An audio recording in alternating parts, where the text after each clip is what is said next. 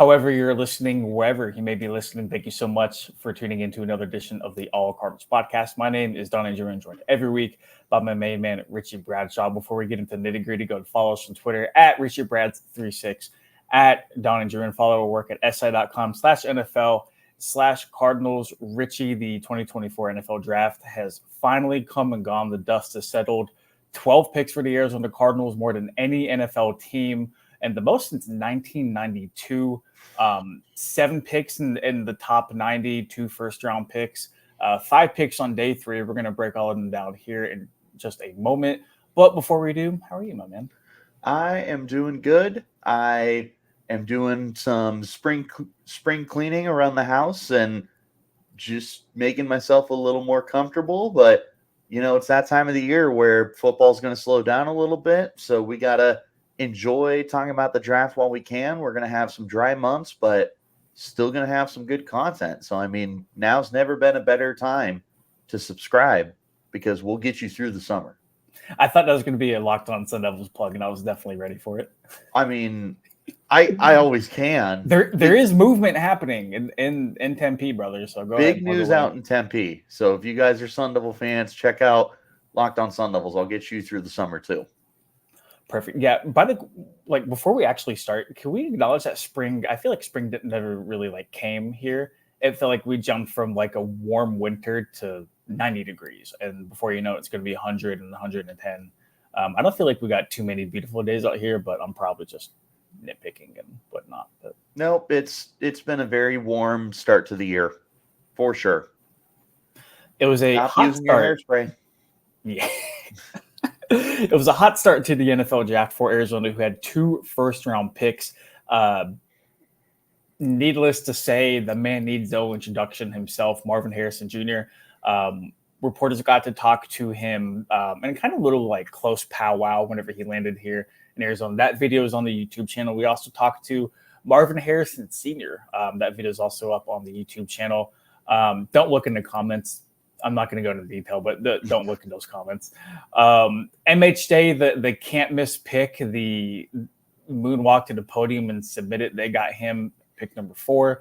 Ended the draft, at least the first round, with Darius Robinson, the Mizzou edge rusher / defensive end / defensive tackle. He can do a little bit of everything at pick number 27. What a start to the draft for these guys. You knock it out of the park with Marvin Harrison Jr. And I don't want to waste too much time talking about him. We've talked about him all offseason. Everyone knows who he is. Generational receiver. This is somebody that will be, as long as he pans out, which, I'd give it less than 10% chance that he won't. He's that talented. It sure feels like it. Yeah.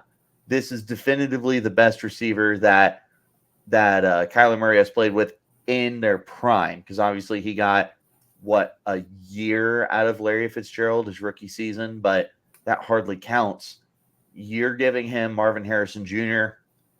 This is just magic waiting to happen. But I did want to touch on Darius Robinson a little bit more, because Robinson is so vastly talented. He's somebody who is really working on all the tools in his toolbox to be able to attack the quarterback, create havoc in the backfield, disengage from blocks and whatnot.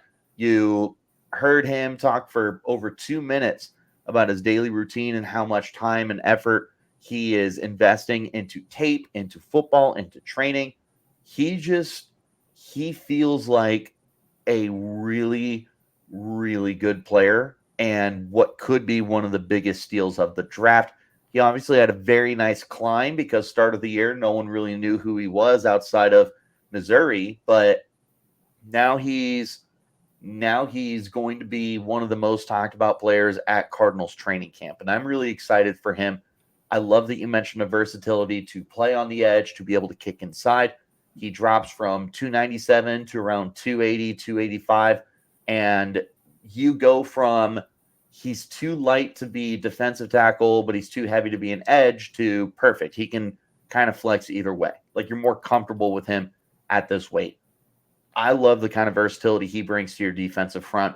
And for the defensive line that has a lot of rotational pieces, he feels like someone that can stick and play on all 3 downs. I'm glad you brought up the rotational piece, because the Cardinals, especially in their front line, rotate those guys a lot. And that has been something that both Jonathan Gannon and Monty Austin Fort have hammered over the offseason. And it was interesting because after they won, Austin Fort and Gannon came down and spoke with reporters. And that video is also up on the YouTube, not to keep plugging it. But Austin Fort said that their depth at the defensive line was tested. And for those who don't know Coach and GM speak, that means they sucked. We needed to add extra bodies. And for agency, they went out, they got Justin Jones, Bilal Nichols. That kind of, at least for me personally, dropped the need for a defensive lineman. But you can never have enough of those guys. And I really don't think they had like the premier defensive guy moving forward for the future, especially considering Jones and Nichols are on their second and third contracts respectively. And this was an overall great pick. And the Robinson pick screams Jonathan Gannon to me. When you think about the ideal prototypical Jonathan Gannon player, he's versatile and he's violent, the two V's, right? Darius Robinson is both of those. And I mean, for people who really know Jonathan Gannon and the Cardinals, getting that coveted War Daddy title, you got to earn it. He called Darius Robinson a War Daddy before, a great name, before he's even played it down, right? So excited for him to wreak havoc along the defensive line. This is not the sexy pick everybody wanted. I thought they were going to try to make him move up for like Latu or like somebody else. I know Terrion Arnold would have been a really cool pick at 27 if the Lions didn't move up and get him at 24. But overall, man, like you asked to plug some holes. You wanted to identify a weakness and solve it. And that's exactly what they did with both of these first round picks. Something that I challenge the viewers to think about this kind of perspective. You look at this draft class and we talk about how there's 3 top-end edge rushers with Latu, Dallas Turner, Jared Verse in any kind of order. After that, and that's most people, not consensus, but most people view it that way. And after that, it was kind of a pick your poison kind of thing. Whereas with corner, it was deep. You had even beyond Terrion Arnold and Quinyon Mitchell. You had Ennis Rakestraw. You had Mike Sanderstill. You had Kool-Aid McKinstry and Max Melton, who the Cardinals ended up taking. So you look at it and you're like, I feel like I can get a corner in the second round, but I don't know if I can get an edge rusher in the second round that I value as much as I would be able to get the guy in the second round if I stuck with edge. Like there's a difference between edge in the first round, edge in the second round. I don't know if it was a drastic difference between corner first round, corner second round. So I think that the Cardinals made the right decision and identified, hey, we can still get a talented corner later. We're not going to get as good a pass rusher as Darius Robinson later in the draft. So I think that was probably something I would imagine would factor in to the decision that they made to draft Robinson over whoever the corners were on the board, Cooper DeJean or all but Terrion. Yeah. So I think they made the right decision. And again, I challenge you to have that same kind of perspective because it's easy to sit there and get upset that you didn't get the premier corner. But I think when you look at it from a third eye view, it's, to me, it stands out and makes more sense. Yeah, and before we move on to day 2, not to really reach here, I do want to point out that when you look at the two teams who just played each other in the Super Bowl, right, the San Francisco 49ers and the Kansas City Chiefs, look at their defensive lines. Right. Look at, it's not just one, it's not just two, it's numerous guys along the trenches controlling it, dominating it, and like Darius Robinson is not going to be the lead guy for them making the Super Bowl here next year or the year after or wherever.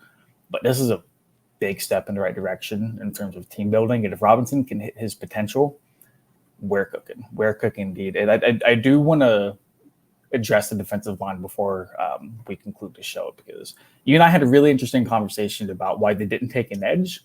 And I think round 1 and round 2 really kind of describe why. Moving on to day 2, though, rounds 2 and 3, the Cardinals walked away with 5 players The logo graphic is covering Max Melton's name, but Cardinals initially sat at pick 35, the third pick on day 2 in the second round.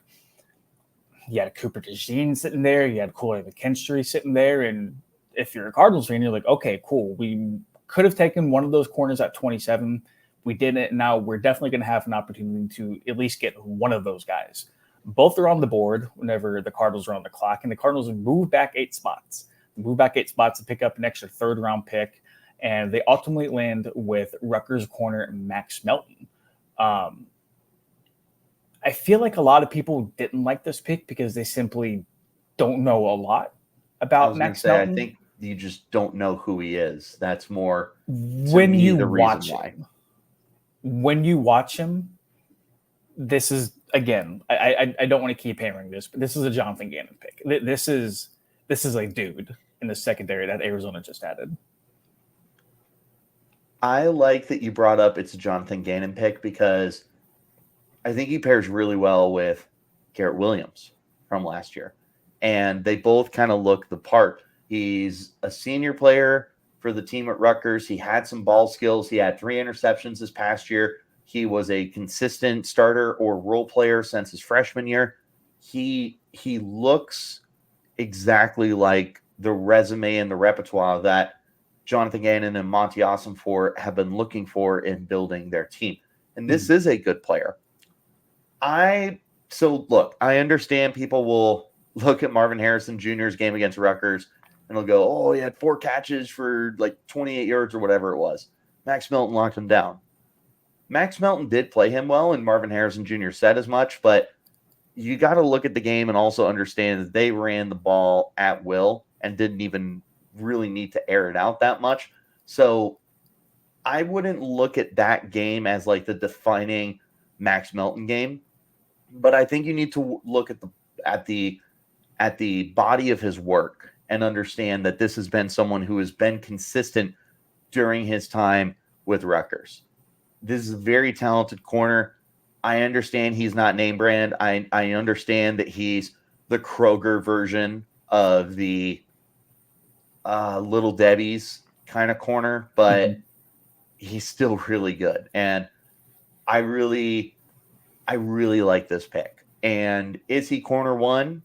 We don't know that yet. At worst, him and Garrett Williams are significantly better than what you had last year. Significantly. Yeah, I thought it was interesting. Arizona did end up with 3 total corners drafted.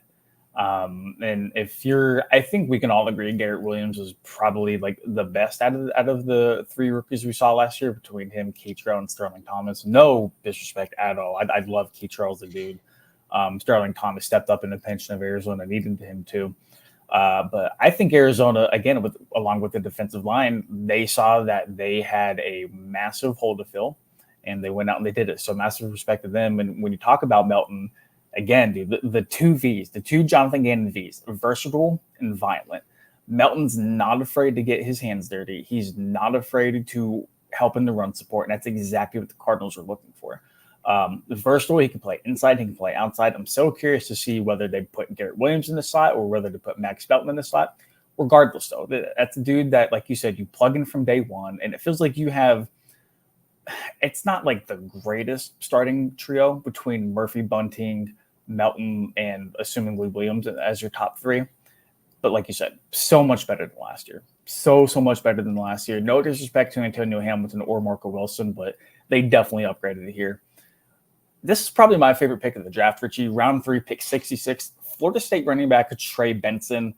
Running back wasn't exactly the highest need for a lot of people in Arizona, but with 5 picks on day 2, you got to use something.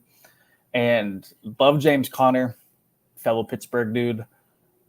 Heading into the final year of his contract, his injury history has been very hit or miss for a large majority of his career.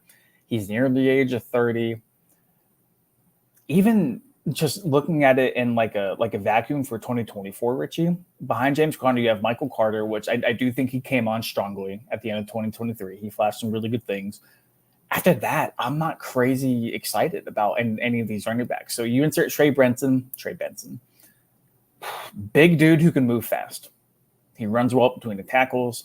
And for an Arizona Cardinals offense that A, likes to run the football damn well, and B, we saw the difference with and without James Conner and Drew Petzing's offense last year. They needed another capable running back, and I think they got that in Benson.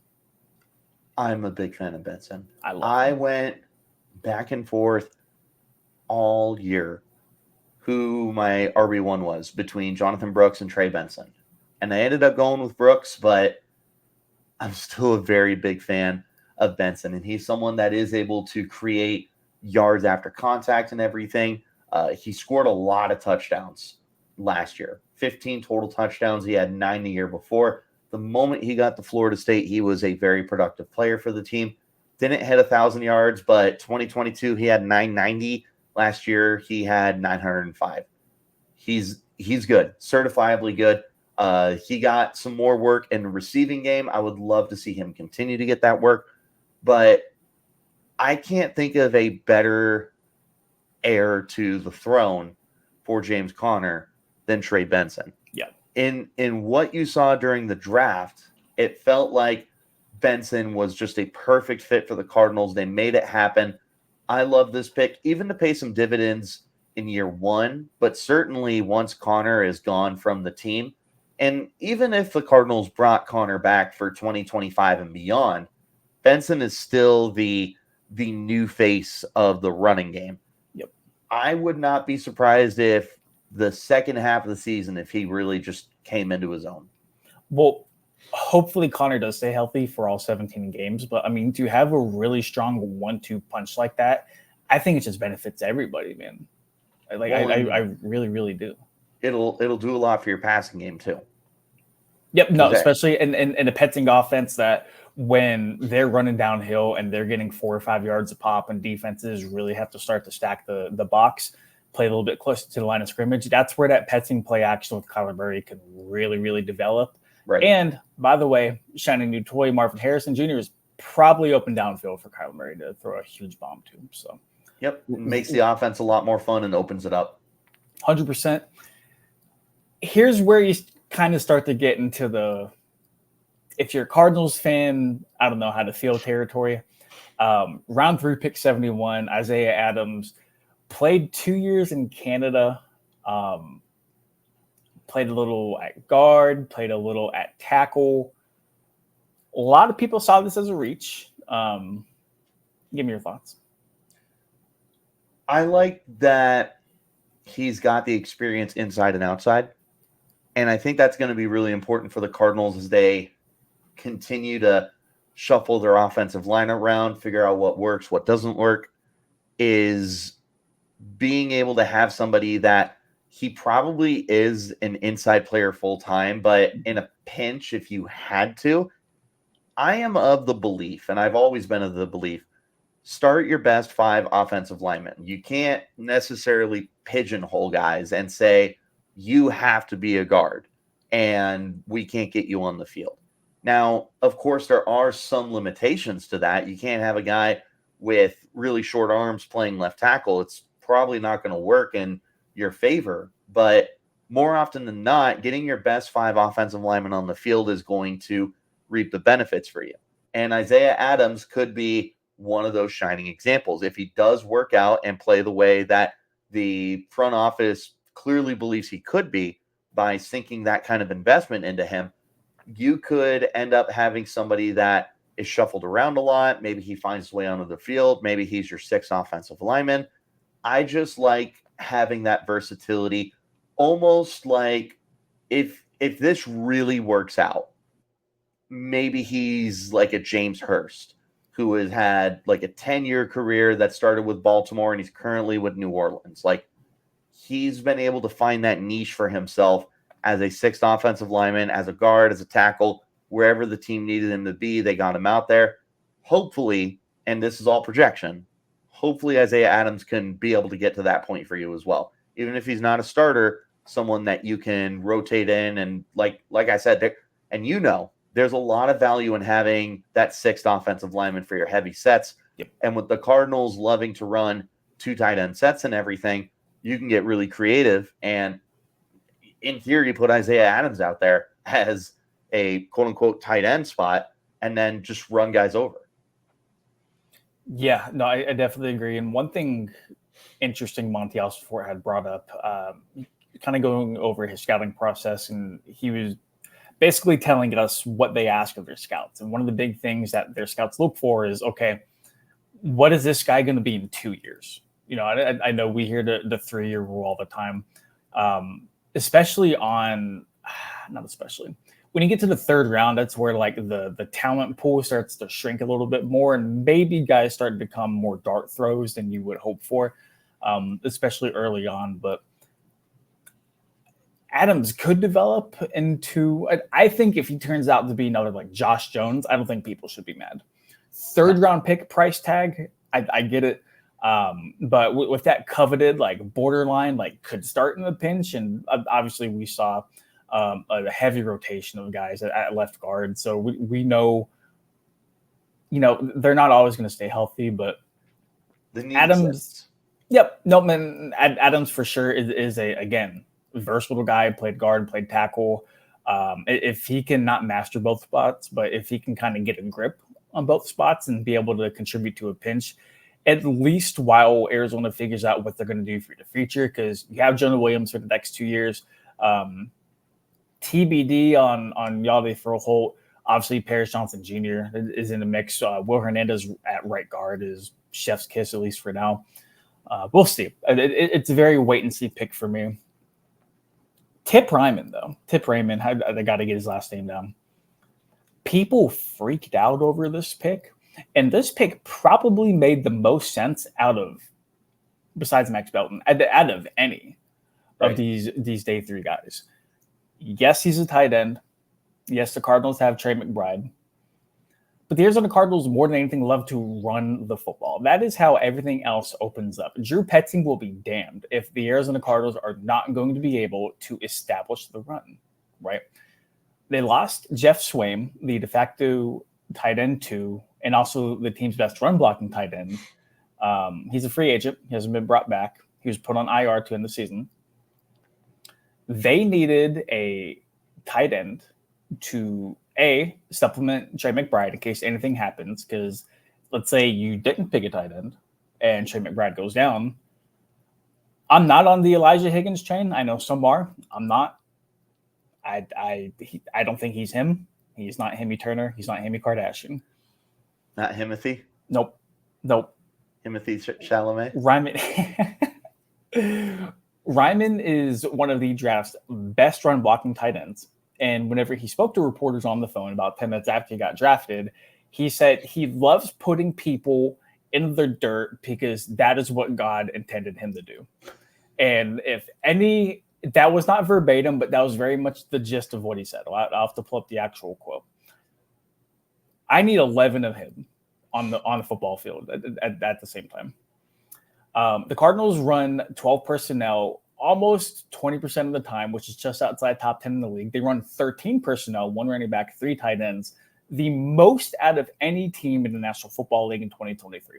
They use tight ends. They need a run blocking tight end. They got the best run blocking tight end in the draft, which also crazy athleticism and ability, not crazy ability, but the ability to catch the ball, right? He's got some stops in the passing game. This is not selling season tickets. This is not, nobody's going to buy a tip jersey. But man, like you talk about like paying dividends for your offense moving forward. This is it. This is the pick on day 2 for me. He's an ass kicker. Yeah. And having someone that is not afraid to get dirty on the offensive side of the football, everyone wants to score touchdowns. This guy is interested in doing the dirty work. And for a team that loves running the 12 and the 13 personnel and a team that's going to be a power run football team, you look at that backfield, there's a lot of heavy hitters. It's a perfect fit, Donnie. Seamless. Hold on. He said,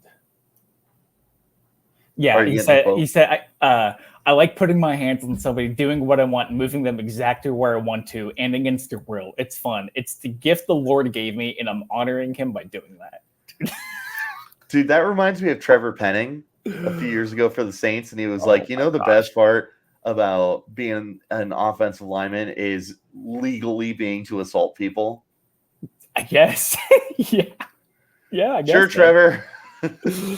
Stay away from me, Trevor. I appreciate it. Yep. Just Wrapping protect up my quarterback. wrapping up day two. Each second corner comes off of the board. Boston College corner Elijah Jones. He's big. He's big. What is he? 6'2", right? 6'2". He's a ball hawk. I think he had multiple interceptions each year he played. I could be mistaken.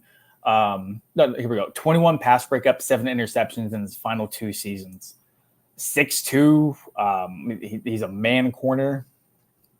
Sign me up. You need depth. You need capable bodies.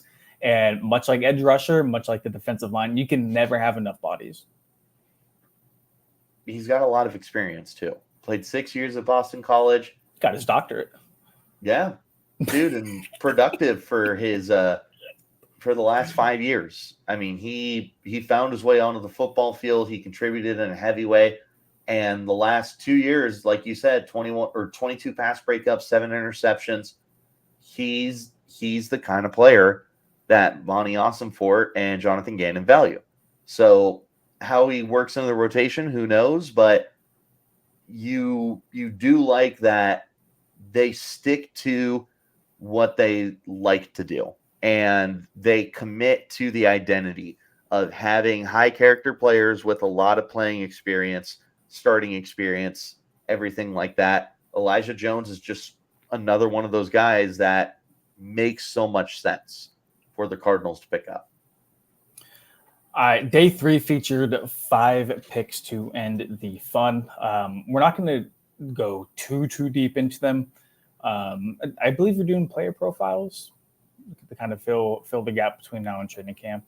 So we'll dive a little bit deeper into these guys. But Dadrian Taylor Demerson, a Texas Tech safety, ball hawk, center fielder, whatever you want to call him. Really good ball skills, a really athletic dude who played behind guys like Jalen Thompson, Budda Baker, who's also entering the final year of his contract. I just want to point that out. They haven't extended him yet. Clemson edge Xavier Thomas off of the board. And I was interested to see when and where the Cardinals finally decided to address edge rusher. After day 2, we'd asked Jonathan Gannon if he was really confident in that group with guys like Xavier Collins, BJ Ojulari, and Dennis Gardeck, and he's like, yeah, I'm very confident. So the proof was in the pudding whenever it came to that. They waited until the final day of the draft to address edge. And you and I were talking, we had kind of previewed this a little bit earlier in the pod. When you bolster position groups like defensive line and corner, you can kind of get away with not having the best edge group, right? Right. It's bodies, and you're able to rotate those guys in. And it's like, sure, you don't have a TJ Watt. Not a lot of teams do. But one of the things you can do to try and replicate that kind of production is having 3 guys, 4 guys that can be rotated in and out. They bring different things to the table. You have a speed rusher with BJ Ojulari, and then you've got a power rusher with X player, and you have all sorts of ways that you can mix and match these guys to be able to get the most out of your lineup and get to the quarterback. The Cardinals, yeah, they don't have TJ Watt, but they do have 3-4 guys that they should be comfortable moving around. And you've got Darius Robinson too, who's going to be able to help some of that pass rushing woes. I like the Xavier Thomas pick in the 4th round, Donnie, or 5th round, excuse me. The 50-year-old Xavier Thomas has a lot of games under his belt, and I do like the pick for them. Dude, I know I was talking to you and I was joking, like those mock draft machines that we play around with every year, since 2021, they would have Xavier Thomas in there, and I would play around with it, and then 2022 rolled around and he'd be in there again, and I go, Xavier Thomas is in here again. And then 2023, and I'm like, Xavier Thomas, this is the same Xavier Thomas? And then this past year I was like, okay, yeah, I've had enough. This is a joke. You're done. You need to go to the pros now. It just kept happening, and I'm like, there's no way this is the same Xavier Thomas. No. But that's just another factor, Donnie. He's a long tenured player. He's got solid production, former 5-star kid. Makes sense, but adding him to that rotation, I think it just makes a lot of sense for them. Finishing the draft, they took Texas off the tackle Christian Jones, who played on the left and the right. Fun fact, he played high school soccer until he was 16. And then the football coach finally got his little grubby hands on him, turned him to an offensive tackle, and the rest is history. He did not take – because they ran triple option in high school, Richie. Christian Jones did not take a pass pro set until he was at Texas, at college. So all right, then. Very green still, but a lot of room for growth. And the Cardinals were, very excited about his potential. To finish the draft, UAB wide receiver Tejon Palmer. This guy was on Bruce Feldman's list of college football freaks. He's big and he's fast. Little shades of Martavis Bryant. Just a little. I've seen that. Seen that. We're talking day 3 picks, and by no means should anybody expect him to play like him, like the supernova that Martavis Bryant was. But still, nope. Yep. The potential is there. And then the final pick of the draft, the Pat Tillman pick, 226, Miami corner Jaden Davis wrapping up the 2023 class. It was a very long day for people like you and me who covered the team. Yes, it was. Loved the draft. Happy I'm not sitting around at the facility for 7 hours again for a 4th straight day. 7 hours of commercial-free football. That's right. That's right, baby. Overall, man, I feel really good about this draft. Not the sexiest in terms of how they went about business, but they're in the business of building a winning football team, and I think they got better over the weekend. Well, and that's what I was going to add is, like, this is not star-studded, but it's a lot of guys who do dirty work for you and guys who are going to outplay and outwork and just put up better practices than some of the other guys because they are interested in making names for themselves. That's the way I view this class. Like, sure, you don't know a lot of the names, and that's okay because you will. Training camp rolls around, and Dadrian Taylor Demerson is going to get an interception. The guy who's led the Big 12 in interceptions over the last 3 years, he's going to get a few picks, and you're going to be like, who is this guy? And you're going to see. And you're going to see Tejon Palmer. Tejon. It's Tejon? Tejon. Oh, good to know. You're going to see Tejon Palmer be able to go up and just moss some guys. And you're going to be like, who is that? Because these guys are going to want to work harder than everybody else. This draft was not about name brands. This draft was about getting football players. And I like it. I agree. Matt, do you have any closing thoughts? Not I think you just really. Between that and it's consistent. We saw last year that they wanted to add high football IQ and guys with a lot of playtime experience, a lot of starting, a lot of like leadership roles and everything, guys who were captains, guys who were former 4-star, 5-star recruits. They did the same thing in year 2. So we clearly have a trend now. We had a feeling after year 1 that was the way they were going to start moving forward. Now through 2 years, they're doing the same thing. We know what they like to do. It's nice that you have that consistency in a coaching staff and in a front office that knows exactly what they want, and they're not going to settle for anything less. Last year's class was really good. Here's hoping this year's class can be just as good, if not better. I think you took all the words out of my mouth. We finished each other's sandwiches. That's what I was going to say. All right, man. Let's get out of here. Thank you guys so much for tuning in to another edition of the All Cardinals podcast. Sound like I'm from Wisconsin. Follow Richie on Twitter or X at RichieBrads36. Follow me on Twitter or X at Donninger. We'll catch you guys later.